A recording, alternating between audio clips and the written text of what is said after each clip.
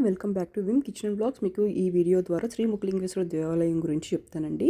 ఈ దేవాలయంకి వెళ్ళాలంటే శ్రీకాకుళం జిల్లాలో జమ్లూరు మండలంలోని ముఖలింగం గ్రామంలో ఉంది. శ్రీకాకుళం నుండి 46 కిలోమీటర్స్ డిస్టెన్స్లో ఉంది. ఇక్కడ చరిత్ర ప్రసిద్ధి చెందిన ముఖలింగేశ్వర స్వామి, భీమేశ్వర స్వామి, సోమేశ్వర స్వామి ఆలయాలు ఉన్నాయి.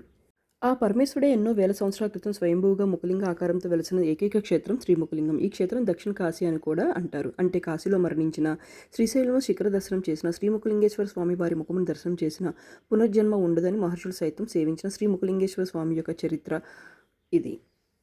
ఇక ఆలయ విశేషాలకు వస్తే శ్రీముఖలింగేశ్వర స్వామి వారి ఆలయం ఎన్నో విశేషాలతో నిండి ఉంది. ఇండో ఆర్యన్ పద్ధతిలో కట్టబడిన శ్రీముఖలింగేశ్వర ఆలయం కళింగరాజుల అద్భుత శిల్ప కళా నైపుణ్యానికి తార్కాణం. ఆలయం పైన చెక్కబడిన ప్రతి శిల్పం మనకు ఎన్నో పురాణ కథల గురించి వివరిస్తున్నట్టుగా ఉంటుంది. ఈ ఆలయంలో ప్రవేశించగానే కుడివైపున ఈశ్వర ముఖముతో ఉన్న శివలింగాన్ని చూడవచ్చు. దీనిని కుబేరుడు ప్రతిష్ఠించారు. గర్భాలయం మూసేసిన తర్వాత ఎవరైనా భక్తులు వస్తే వారికి స్వామివారి దర్శనం అవ్వలేదు అని బాధపడకుండా ఈ శివలింగాన్ని ఇక్కడ ప్రతిష్ఠించారు. ఈ ముఖముతో ఉన్న కుబేర ప్రతిష్ఠ అయిన శివలింగాన్ని దర్శనం చేస్తే లోపల ఉన్న శ్రీముఖలింగేశ్వర స్వామి వారిని దర్శనం చేసినట్లే అని చెబుతారు. ఆలయంలోని నలువైపులా మనకు దిక్పాలకులచే ప్రతిష్ఠింపబడిన శివలింగాలు దర్శనమిస్తాయి. దేవేంద్రుడు, వరుణుడు, అగ్ని, యమధర్మరాజు, కుబేరుడు, నైరుతి మరియు వాయుదేవులచే ప్రతిష్ఠింపబడిన శివలింగాలు ఇక్కడ మనకు కనబడతాయి. ఈ ఆలయంలో మనం విఘ్నేశ్వరుని వివిధ రూపాలలో చూడవచ్చు. ఒకచోట సాక్షి గణపతిగా, మరో చోట ఒకే పీఠము పైన ఇద్దరు దుండి విఘ్నేశ్వరులుగా చూడవచ్చు. ఒక మూర్తి పంచాయతన మూర్తులతో ఒకరిగా దర్శనమిస్తే మరొకరు మూర్తి దుండి విఘ్నేశ్వరునిగా పూజలు అందుకుంటారు. ప్రధాన ఆలయం వెనుక సుబ్రహ్మణ్యేశ్వర స్వామి వారు కొలువై ఉన్నారు. ఈ స్వామిని కులోత్తంగా చోళ మహారాజు కళింగుల మీద దండెత్తడానికి వచ్చినప్పుడు ప్రతిష్ఠించారని చరిత్రలో చెబుతున్నారు.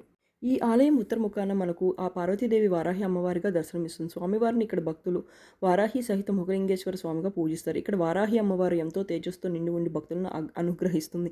ప్రధాన ఆలయంలో మరొక విశేషం ఏమిటంటే ఒకే చోటు నుండి కేవలం ముఖము తిప్పినంత మాత్రం చేత మనకు పంచాయతన మూర్తులైన సూర్యుడు, గణపతి, శ్రీ మహావిష్ణువు, వారాహి మరియు పరమేశ్వరుల దర్శనం అవుతుంది.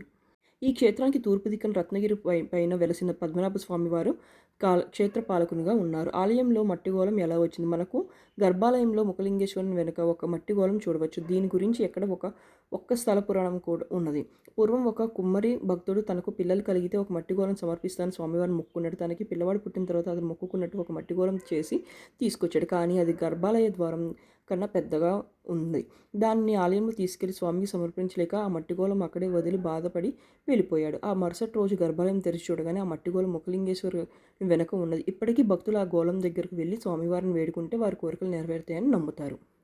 శ్రీముఖలింగేశ్వర క్షేత్రంలో మనకు త్రికోణ ఆకారంలో 3 ప్రధాన శివాలయాలు ఉన్నాయి. మొదటిది స్వయంభూగా వెలిసిన శ్రీముఖలింగేశ్వరాలయం, రెండోది చంద్రుడిచ్చే ప్రతిష్ఠింపబడిన సోమేశ్వరాలయం, మూడోది భీమునిచే ప్రతిష్ఠింపబడిన భీమేశ్వర ఆలయం.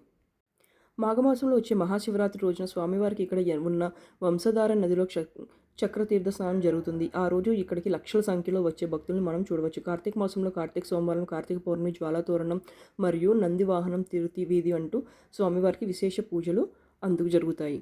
జ్యేష్ఠ మాసంలో వచ్చే జ్యేష్ఠ శుద్ధ ఏకాదశి నుండి 5 రోజులు స్వామివారి కళ్యాణం ఎంతో ఘనంగా చేస్తారు. శ్రావణ మాసంలో వరలక్ష్మి వ్రతం మరియు ఆశ్వయుజ మాసంలో దేవీ నవరాత్రులు శ్రీ వారాహి అమ్మవారి దగ్గర 9 రోజులు ఎంతో వైభవంగా జరుగుతాయి.